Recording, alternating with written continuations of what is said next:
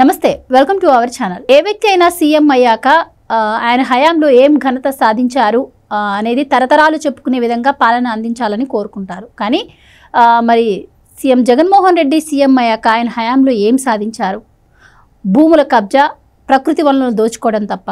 ఈ 5 ఏళ్లలో మరి ప్రజల దగ్గరకు ఆయన వెళ్ళిన సందర్భాన్ని కూడా మనం ఎప్పుడు చూడలేదు. అలాగే ప్రకృతి విపత్తులు సంభవించినా కూడా ఆయన క్యాబినెట్ మీటింగులు పెట్టిన సందర్భాలు లేవు. మరి ఈ 5 ఏళ్ల పాలనలో ఆయన చెప్పుకోదగ్గ విషయాలేంటి?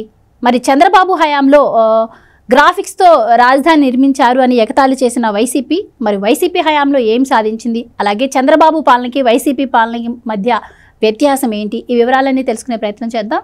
మనతో ఉన్నారు టీడీపీ స్పోక్స్ పర్సన్ సూర్యదేవర లత గారు. నమస్కారం అండి. నమస్తే. సో లత గారు, ఏ వ్యక్తి అయినా సీఎం అయ్యాక ఆయన హయాంలో ఏమి ప్రాజెక్టులు కావచ్చు, ఏం గొప్ప పని చేశారో అది తరతరాలు చెప్పుకోవాలని చెప్పి ఏ సీఎం అయినా కోరుకుంటూ ఉంటారు. లైక్ మనం చంద్రబాబు హయాంలో చూసుకుంటే ఇప్పుడు హైదరాబాద్లో హైటెక్ సిటీ అంటే చిన్నపిల్లలను అడిగినా చంద్రబాబు గారే పేరు చెప్తూ ఉంటారు. మరి సీఎం జగన్మోహన్ రెడ్డి ఆయన హయాంలో సాధించిన ఘనత ఏంటి? వాళ్ళు చెప్పుకోవడానికి ఏమన్నా మిగిలిందంటారా? అలాగే చంద్రబాబు హయాంలో అభివృద్ధి జరిగిందంటారా ఏపీకి, జగన్మోహన్ రెడ్డి హయాంలో జరిగిందంటారా? రెండింటి మధ్య వ్యత్యాసం చెప్పండి. జగన్మోహన్ రెడ్డి దీనిలో హయాంలో జరిగిందంటే ఏమీ కనపడడం లేదు. అసలు రాష్ట్రం ఎంత దివాలా తీసింది. ఇన్ని 5 ఏళ్లలో ఇప్పుడు ఎన్ని సంవత్సరాలు దాన్నంతా రికవర్ చేయగలుగుతారో. నారా చంద్రబాబు నాయుడు గారు లాంటి వాళ్ళు సీఎం అయినా కూడా దాన్ని రికవర్ చేయటానికే టైం పట్టేస్తుంది. కొన్ని లక్షల కోట్లు అప్పు చేయటమే కానివ్వండి, ఇప్పటి వరకు కూడా ఎలాంటి డెవలప్మెంట్ కూడా లేకపోవటమే కానివ్వండి.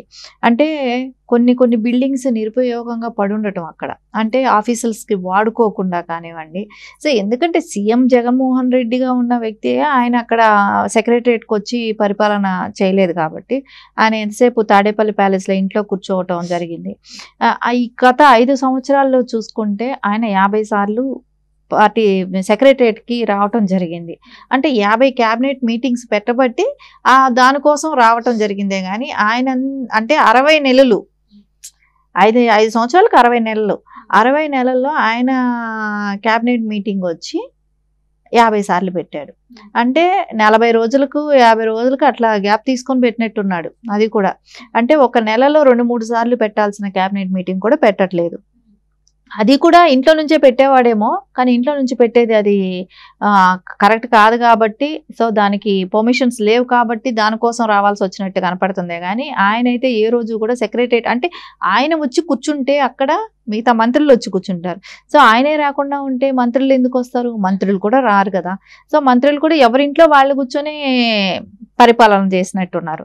ఎక్కడా కూడా సెక్రటరియట్కి వచ్చి వాళ్ళు ఒక ఆఫీస్కి వచ్చి కూర్చొని ప్రజల సమస్యల గురించి మాట్లాడింది లేదు. ఎంతసేపు వాళ్ళ వ్యాపారాలే కానివ్వండి, వాళ్ళు ఎక్కడ వనరులు ఉన్నాయి దోచుకుందామనే కానివ్వండి, వీటి మీద దృష్టి పెట్టాడే కానీ కొండలు గుట్టలు అన్నీ కరిగించేసేయటం, ఆయన జిల్లాకు ఒక ప్యాలెస్ కట్టుకోవటం, ఇక్కడ నుంచి కంటైనర్లతో డబ్బులు తరలించడమే కానివ్వండి, డ్రగ్సే కానివ్వండి, గంజాయి కానివ్వండి, మద్యం కానివ్వండి, ప్రతి దానిలోనూ వీళ్ళ ఆదాయాలు లక్షల కోట్లు దోచుకున్నారు ఆంధ్రప్రదేశ్లో.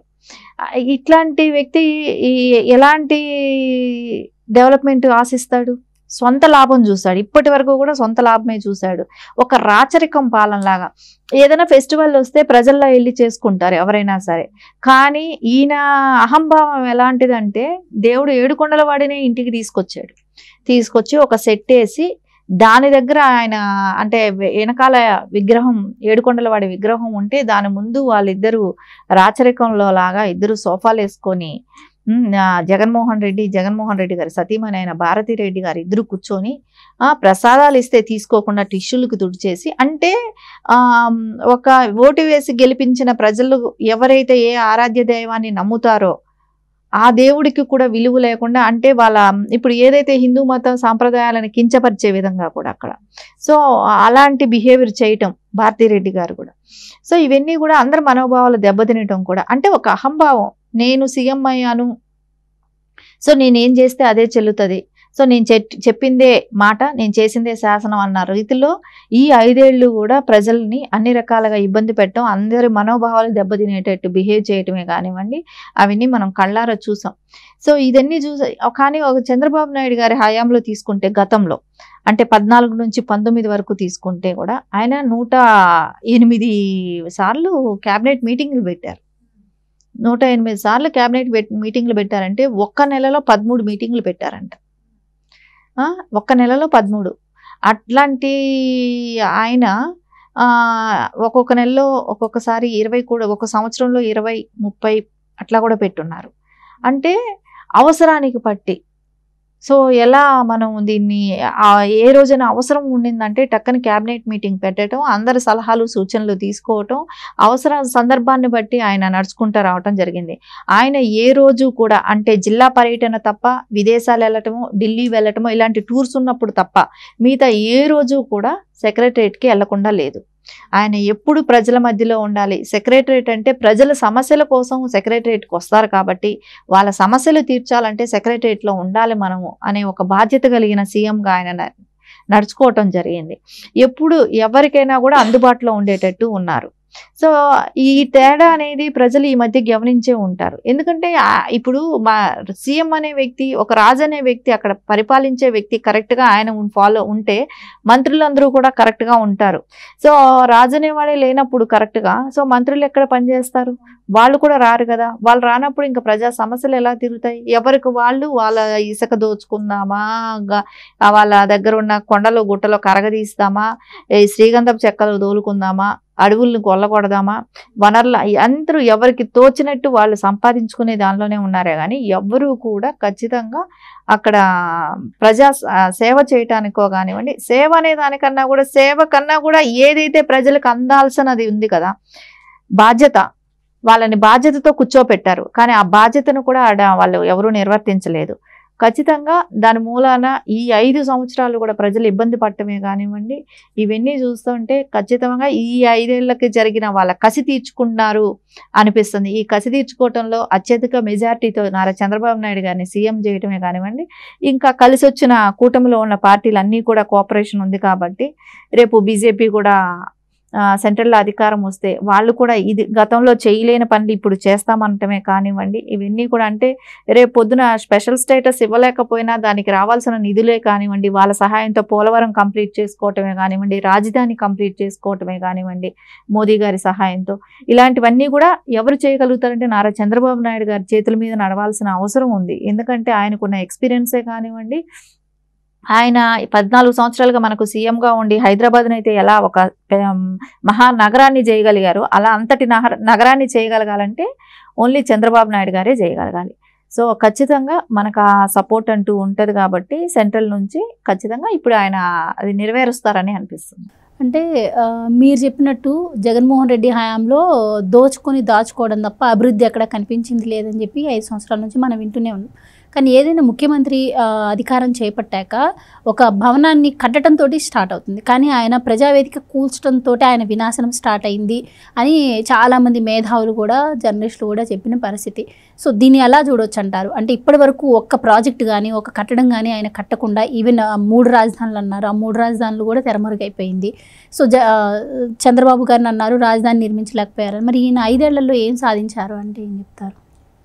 ఆయన ఫెయిల్యూర్ ముఖ్యమంత్రి అనేది మనకు ఫ్రమ్ ద బిగినింగే తెలిసిపోయింది. 2 రోజుల్లోనే కూడా అవ్వలేదు. నెక్స్ట్ డేకి ప్రజా దర్బార్ దాన్ని కూలగొట్టడం, ప్రజావేదిక అనేది ప్రతి వాళ్ళు కూడా రోజు అక్కడికి నార్మల్ పబ్లిక్ అందరూ వచ్చి నారా చంద్రబాబు నాయుడు గారికి వినతి పత్రాలు ఇచ్చుకునేవాళ్ళు. వాళ్ళ ప్రాబ్లమ్స్ ఏమున్నాయో అనేది ప్రతి ఒక్కళ్ళకి అవకాశం ఉన్నది. అక్కడ రోజు 1 అవర్ అక్కడ వాళ్ళతో స్పెండ్ చేసేవాళ్ళు.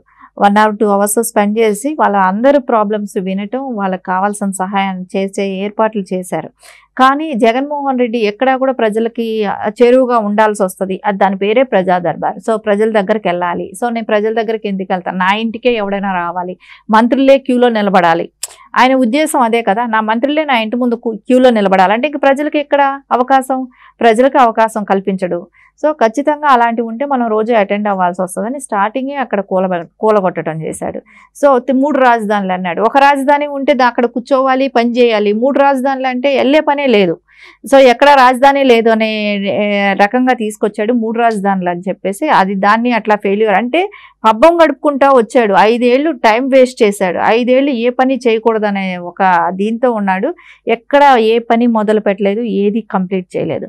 పోలవరం తీసుకుంటే పోలవరం 80% కంప్లీట్ అయిందని 20% కంప్లీట్ చేయలేకపోయాడంటే వాళ్ళ నియమనాలో కూడా తెలియట్లేదు. ఎందుకంటే వాళ్ళు మేము కంప్లీట్ చేస్తామని చెప్పి అధికారంలోకి వచ్చిన వాళ్ళు కాబట్టి వాళ్ళు కంప్లీట్ చేయలేదు. సో ఎక్కడ నిరుద్యోగులకి ఉద్యోగాల అవకాశాలు కల్పిస్తానన్నాడు, అది లేదు. వాళ్ళు ఈ నవరత్నాలు అన్నాడు, నవరత్నాల్లో అన్ని రత్నాల్లో కోతలే పెట్టాడు, ఏ రత్నం కూడా కరెక్ట్గా ఇవ్వలేదు. ఎందుకంటే వృద్ధుల పెన్షన్ చూస్తే అక్కడ అట్లాగే అనిపిస్తుంది.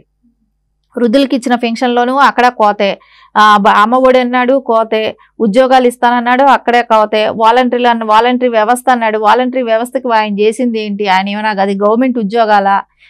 అది కూడా కాదు. ఆయన ఓన్లీ వాళ్ళని వాలంటీర్లని వైఎస్ఆర్సీపీ వాలంటీర్లుగా పెట్టుకున్నాడు. గవర్నమెంట్కి సంబంధించిన దీనిలో కూడా వాళ్ళు లేరు కాబట్టి ఖచ్చితంగా అన్ని విషయాల్లోనూ కూడా ఆయన ఎక్కడా కూడా ఆయన సక్సెస్ఫుల్గా ఒక్క పని కంప్లీట్గా చేశాడు అనేది లేదు. ఫెయిల్యూర్ సీఎం లాగా మిగిలిపోయాడు చరిత్రలో.